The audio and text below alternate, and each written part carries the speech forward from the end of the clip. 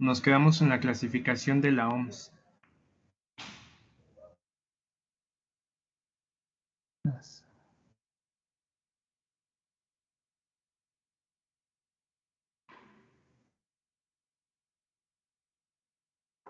Ok, bueno, y entonces acuérdense ustedes que también los traumatismos craneoencefálicos nosotros los catalogamos dependiendo de la escala de Coma-Glasgow,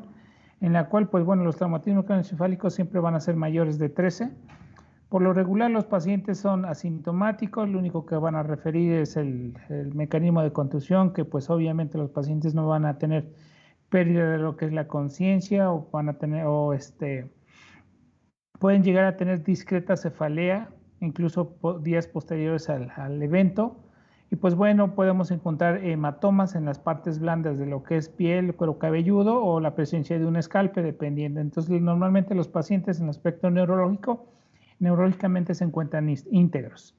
En el traumatismo craneoencefálico moderado, pues obviamente vamos a encontrar una escala de Coma-Glasgow de 12 a 9. En este caso no vamos a encontrar, podemos llegar a encontrar alteraciones de la conciencia, pérdida de lo que es la memoria,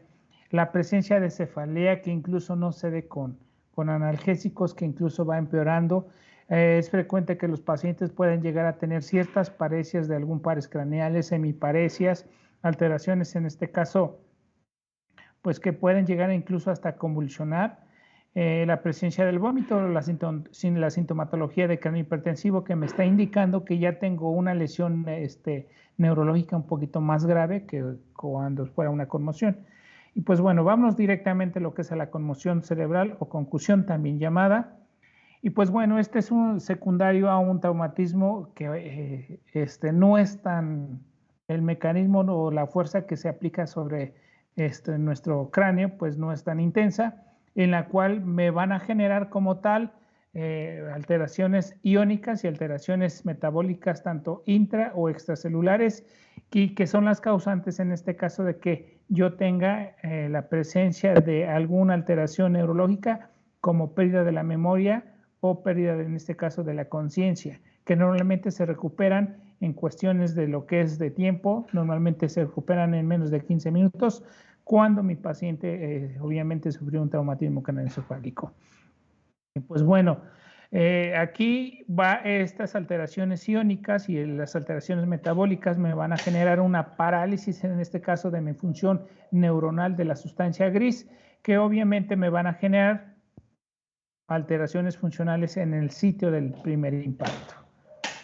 Y pues bueno, la Academia Americana de Neurocirugía me clasifica en la conmoción, la concusión en 3 grados. En el tipo 1 leve, cuando encontramos una confusión transitoria,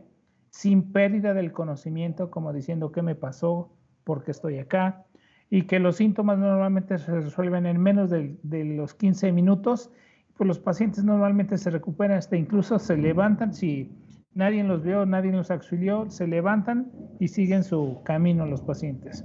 En el grado 2 vamos a encontrar que los síntomas van a durar más de 15 minutos, en este caso sin pérdida de conocimiento, y pues bueno, este es lo más característico, que ellos normalmente van a tardar más, a lo mejor se van a acercar personas y pues bueno, se van a dar cuenta que el paciente después de ese tiempo se empieza a recuperar sin ningún problema. Pero pues en ese momento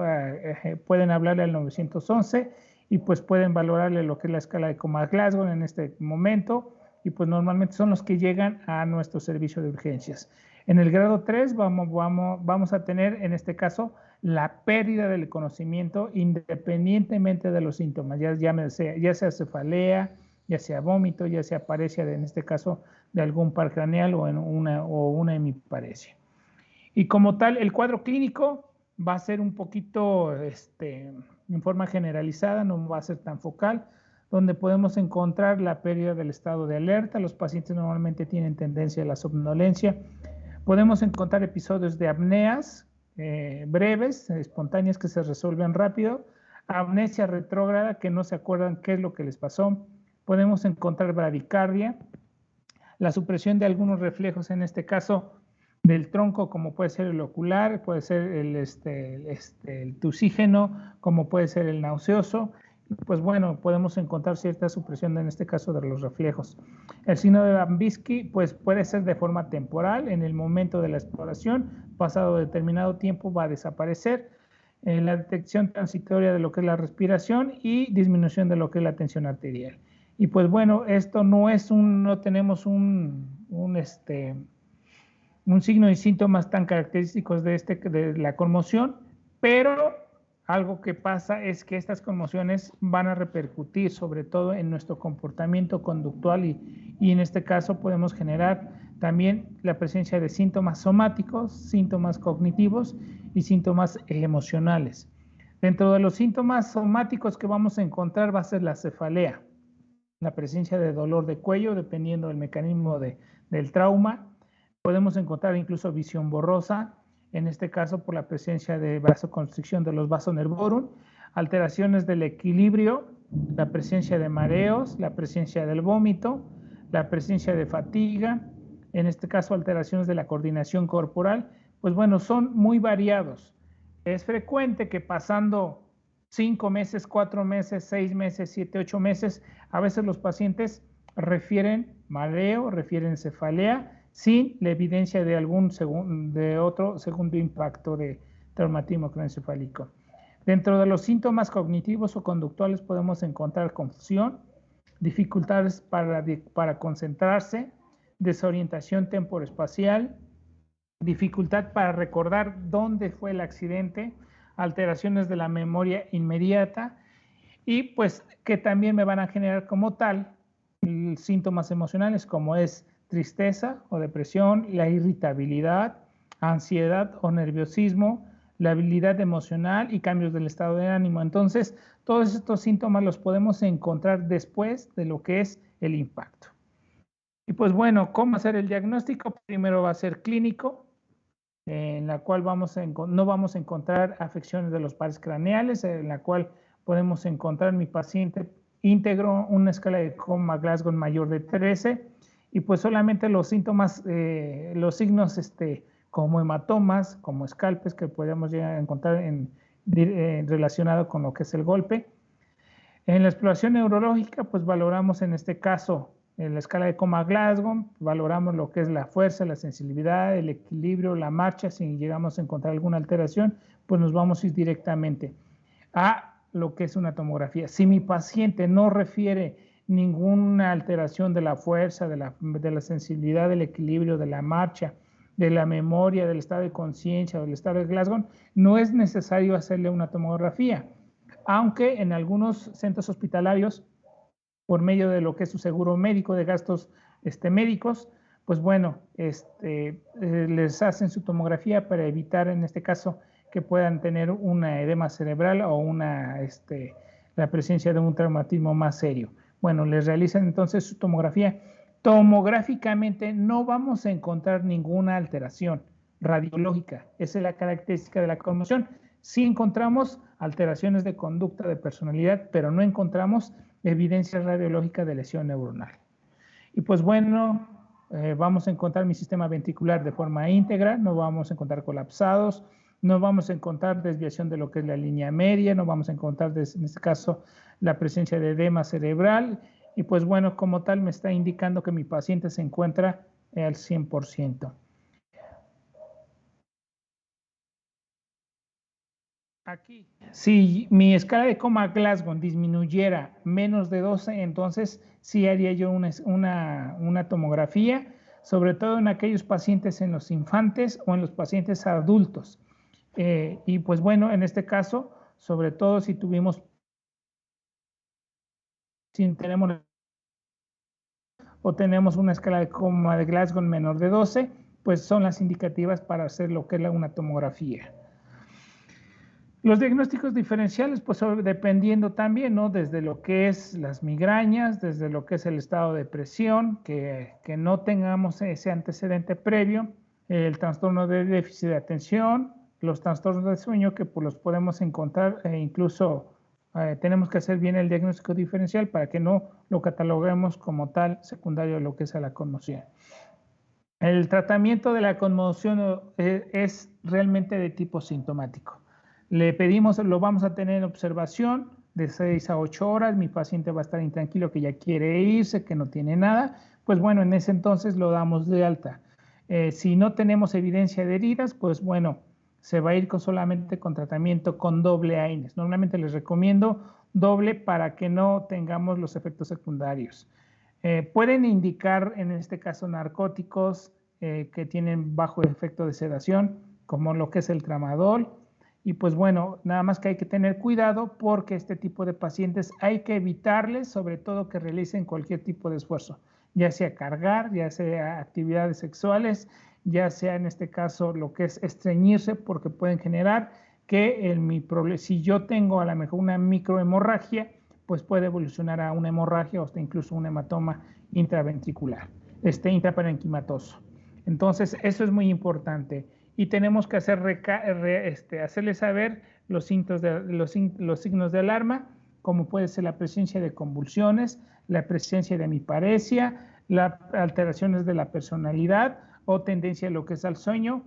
Ante ese tipo de síntomas, normalmente le vamos a pedir que regrese nuevamente al servicio de urgencias para hacerle lo que es una tomografía. Entonces, el tratamiento normalmente es de tipo sintomático. El pronóstico normalmente es bueno, excepto que yo empiece con signos de alarma, que pueden ser las convulsiones o la anisocoria. Aparece un síndrome postconmoción. El síndrome postconmoción lo podemos encontrar hasta incluso después de las 6 semanas. Y pues bueno, ¿de qué se caracteriza ese síndrome postconmoción? Cefaleas, vértigo, alteraciones en este caso emocionales, como puede ser tristeza, irritabilidad. Y pues bueno, también podemos encontrar el síndrome del segundo impacto, cuando mi paciente, no sé, al mes o a los 2 meses vuelve a tener otro impacto y en este caso los síntomas se van a empeorar un poquito más en relación al anterior, aunque nosotros no tengamos evidencia radiológica de lesión neuronal. El síndrome postconmocional, acuérdense ustedes que es hasta después de las 6 semanas y tenemos otra más grave. En aquellos pacientes que son luchadores, boxeadores, en este caso los jugadores de fútbol americano, pues bueno, aquellos pacientes que sufren traumatismos craneoencefálicos de forma repetitiva pueden generar una cosa que se llama encefalopatía traumática crónica, en la cual no evidenciamos como tal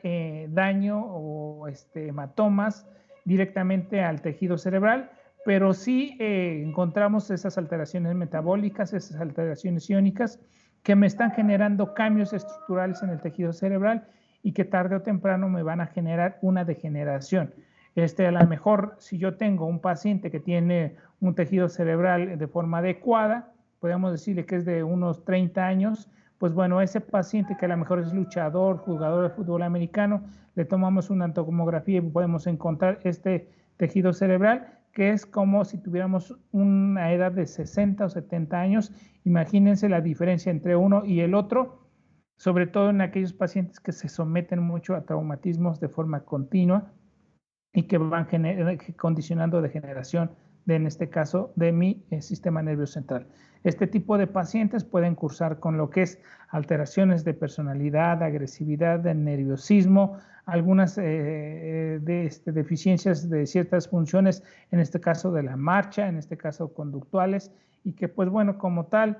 son pacientes que van a requerir apoyo y manejo posterior si nosotros ya encontramos este tipo de pacientes. Ahora nos vamos con lo que es la contusión.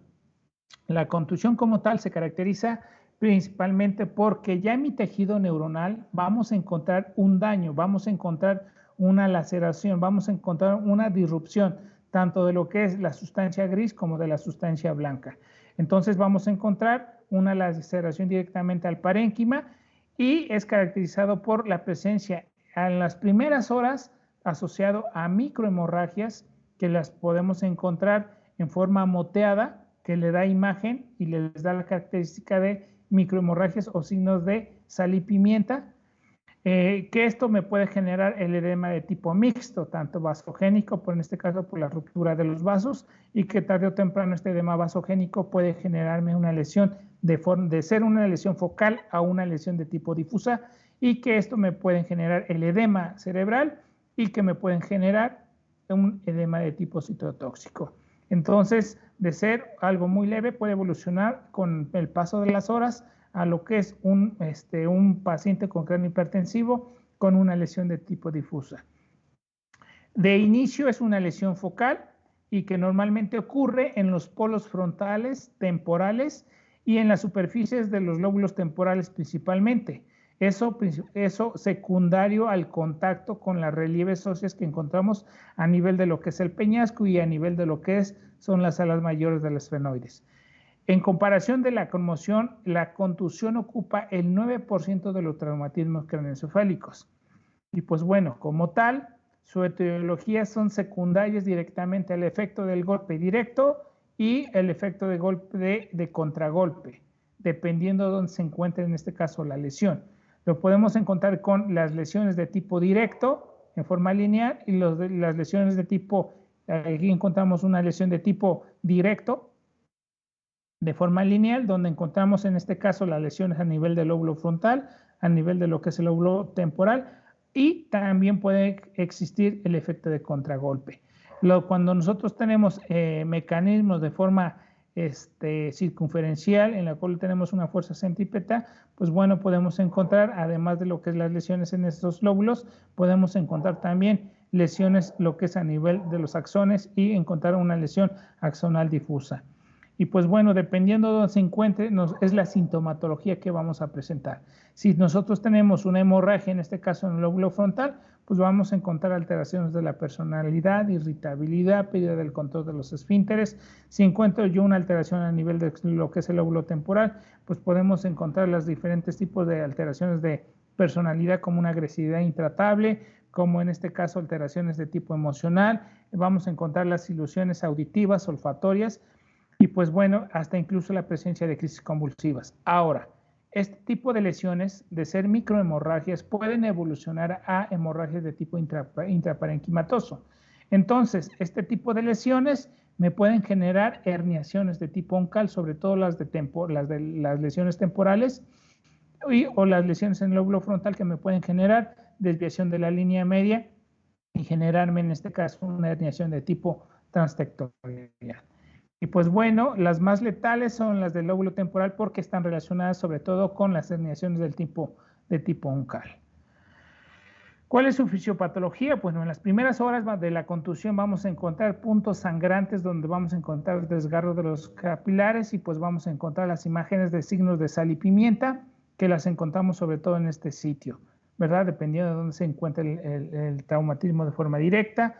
Estas pueden generar a una evolución a un edema de tipo vasogénico. El edema vasogénico puede generar una lesión difusa y en esto puede empeorar y puede condicionar un edema de tipo citotóxico. Pero además de eso tenemos el efecto de que una hemorragia de sal y pimienta que puede evolucionar hacia la presencia de lo que es un hematoma intraparenquimatoso o hacia un hematoma, en este caso, intraventricular.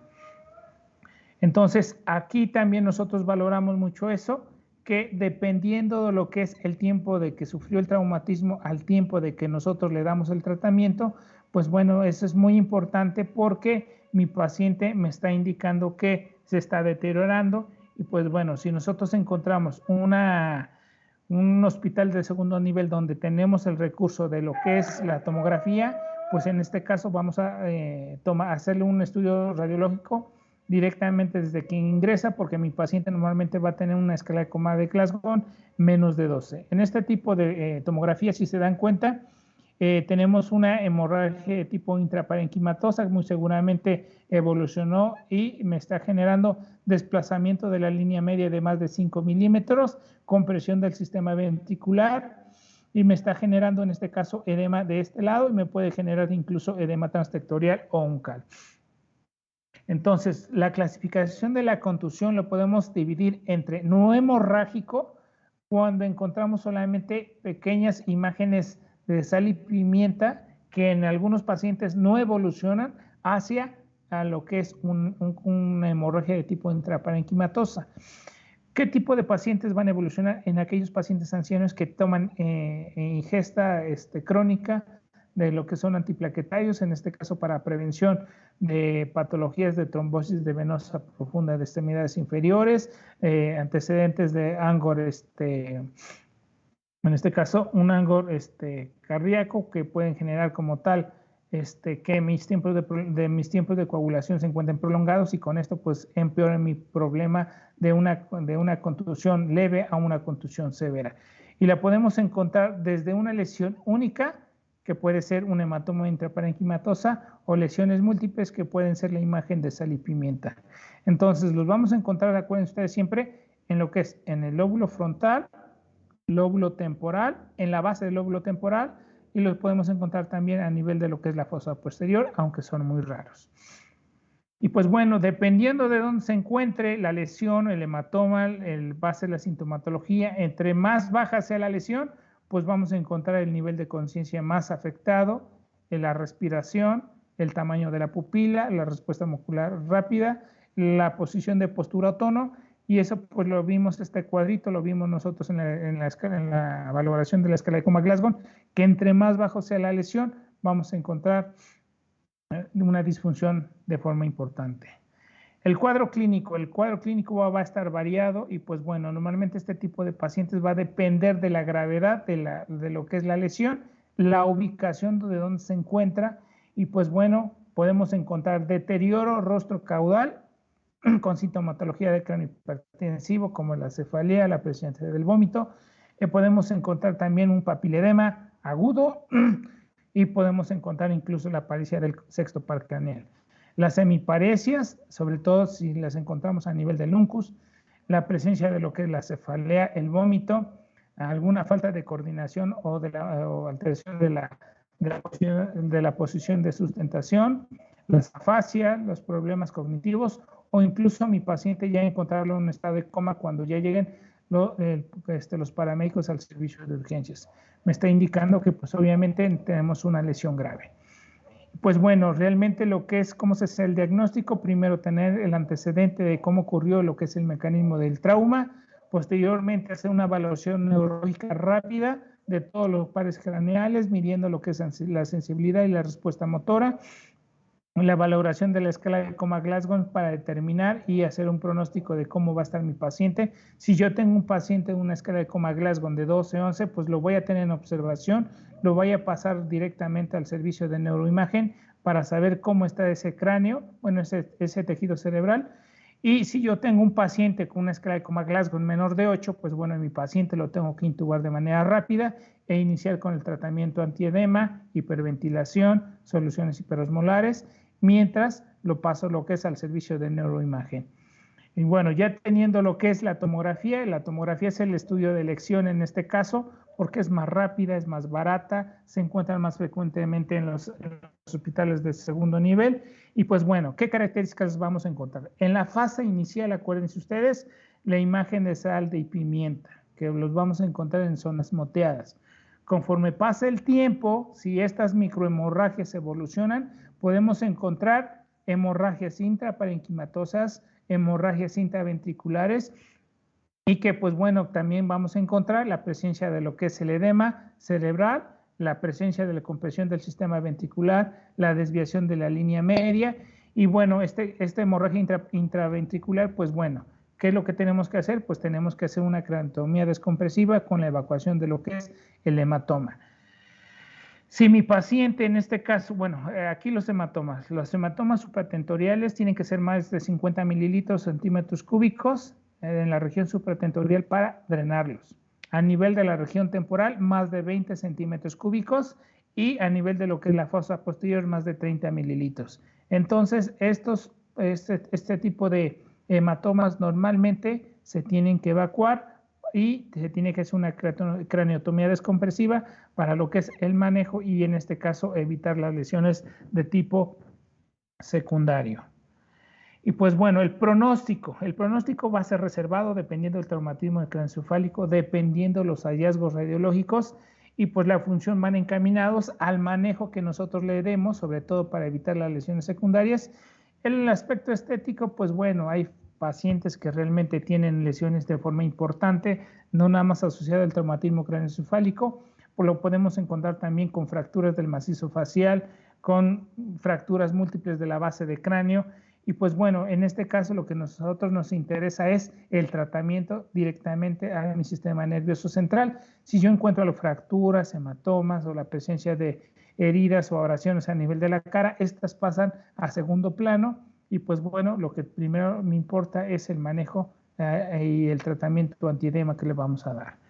La resolución espontánea normalmente sucede en aquellos pacientes que tienen imágenes o microhemorragias que no evolucionaron hacia un hematoma. Y pues bueno, cuando mi paciente ya tiene la formación de un hematoma que me están generando una lesión difusa en los mecanismos de herniación, pues lo tengo que llevar, en este caso, a cirugía. Esta es una imagen donde tenemos un paciente con un hematoma epidural en la cual me está generando desviación de la línea media, compresión del sistema ventricular y se tiene que someter a cirugía. Pues bueno, cuando yo tengo en este caso múltiples microhemorragias en el tejido cerebral, pues bueno, con el tiempo van a ocurrir mecanismos de la respuesta inflamatoria, la presencia de lo que es citocinas inflamatorias para tratar de reabsorber ese coágulo y pues bueno, podemos llegar a encontrar incluso apoptosis del tejido cerebral y después de la apoptosis, pues bueno, pues podemos encontrar la presencia de imágenes cavitadas en todo lo que es el tejido cerebral. Este es un paciente que tuvo una lesión axonal difusa. Si se dan cuenta, aquí presentó múltiples microhemorragias en todo lo que es a nivel de su tejido cerebral y pues con el tiempo se reabsorbieron esas hematomas y dejaron como esos vestigios, esas presencias de cavitaciones que dan en la imagen como si fuera un panal de oveja. Aquí, bueno, entonces la tomografía es muy importante. En este tipo de paciente tenemos una imagen de sal y pimienta a nivel de lo que es el lóbulo, lóbulo frontal del lado izquierdo. Aquí yo tengo un paciente con la presencia de un hematoma, sobre todo a nivel de lo que es el lóbulo temporal, en la cual me está generando un poquito de desviación de la línea media y compresión del sistema ventricular. Y pues bueno, aquí es muy importante todo eso. Hay una clasificación, la clasificación de Marshall es una clasificación en la cual me va a indicar la presencia de lo que es la lesión directamente de, las imágenes que encontramos de forma tomográfica, en la cual la podemos encontrar desde pequeñas hemorragias, la presencia de edema de forma bilateral, la presencia de edema unilateral, y pues bueno, que podemos encontrar la presencia de hematomas y cuál es el pronóstico. Dependiendo los hallazgos radiológicos, los comparan sobre todo con lo que es el aspecto de la presentación clínica de cráneo hipertensivo. Entonces, dependiendo lo que es la persistencia del cráneo hipertensivo, nosotros tenemos que dar el tratamiento antiedema y en base a eso va a ser el pronóstico de mi paciente. Aquí vamos a encontrar también la clasificación de la lesión, en la cual puede ser difusa, hasta de lesión difusa tipo 1 hasta la lesión difusa tipo 4, que obviamente es de peor pronóstico. Los pacientes con conmoción podemos encontrar una imagen radiológica de mi sistema nervioso central íntegro. No encontramos evidencia radiológica de ninguna lesión y pues este tipo de paciente no me va a generar como tal sintomatología de cráneo hipertensivo y pues bueno, aquí lo catalogamos como una lesión difusa tipo 1. El pronóstico de mi paciente va a ser muy bueno, donde no vamos a tener ninguna complicaciones o unas secuelas. Cuando yo tengo la presencia de microhemorragias, en este caso a nivel de mi sistema nervioso central, podemos llegar a tener la presencia de lo que es cráneo hipertensivo del 28.6%. Si nosotros instauramos un tratamiento de forma adecuada, pues bueno, nuestro pronóstico va a ser muy bueno en este tipo de pacientes hasta el 66%.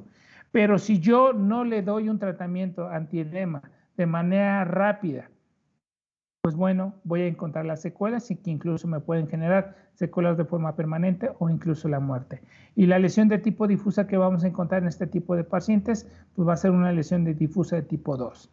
Cuando yo tengo un edema bilateral, en este caso, una presión intercerebral de más de lo que es el 40 milímetros de mercurio, pues es seguro que yo tenga en este caso un paciente con cráneo hipertensivo y que si yo instauro un tratamiento de manera adecuada,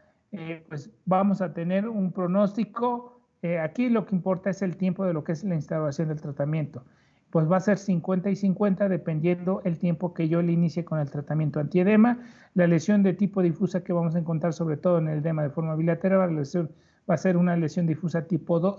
3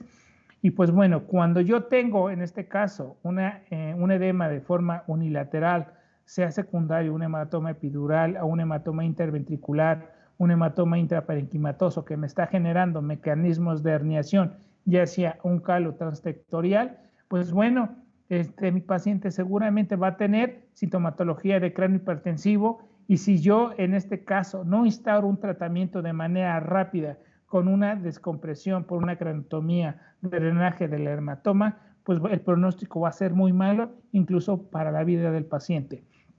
Y pues bueno, aquí vamos a encontrar una lesión difusa tipo 4 que normalmente le va a comprometer en este caso la vida del paciente. Cuando yo tengo la evidencia de un hematoma, si en este caso mi hematoma o mi hemorragia, o en este caso el hematoma, ya sea supratentorial, a nivel temporal o a nivel de lo que es la fosa posterior, no se llega a drenar, pues, y si yo le instauro en este caso un tratamiento quirúrgico y un tratamiento de tipo médico, pues voy a tener más o menos una respuesta dependiendo del tiempo de evolución. Y pues bueno, aquí el pronóstico va a cambiar si a mi paciente tiene una lesión, si un hematoma intraparenquimatoso, interventricular, subdural o epidural, pues y si yo no le instauro un tratamiento, mi paciente va a culminar con la muerte. Entonces, aquí influye mucho lo que es el tiempo que le instauremos lo que es el tratamiento médico y la presencia o no de lo que son los drenajes de los hematomas que vamos a encontrar en la imagen radiológica. Y pues bueno, esta clasificación de Marshall obviamente es pronóstica y pues está relacionada sobre todo con la sobrevida en el tiempo de instauración del tratamiento. El tratamiento realmente de lo que es la laceración o en este caso la contusión cerebral, pues ya saben ustedes que va a ser lo que si mi paciente tiene una escala de Coma-Glasgow menos de 8, vamos a tener que intubarlo con manejo de hiperventilación, mantener una oxemia más del 90%, una pseudorelajación para evitar en este caso las contracciones musculares por el dolor, mantener una presión de perfusión cerebral mayor de 70, en este caso la corrección hidroelectrolítica, tener cuidado con las soluciones hiperosmolares para el tratamiento antiedema. El uso de esteroides va a depender en este caso del edema, del edema o de la lesión difusa que nosotros tengamos. Y pues bueno, acuérdense ustedes que la craneotomía puede ser beneficiosa en casos escogidos en que haya datos de hipertensión craneal, como cuáles casos, sobre todo en aquellos pacientes que tienen herniaciones de tipo uncal o transtectorial. Entonces, si yo tengo un hematoma supratentorial mayor de 50, pues tengo que drenarlo. Si yo tengo una colección a nivel del lóbulo temporal mayor de 20, hay que drenarlo. Y si yo tengo una colección de 30 centímetros cúbicos a nivel de lo que es la fosa posterior, hay que drenarlo. Y tomando en cuenta que no tenga desplazamiento de la línea media. Si yo tengo un desplazamiento de la línea media de más de 5 milímetros y la presencia de un hematoma epidural subdural, hay que someterlo en este caso a cirugía.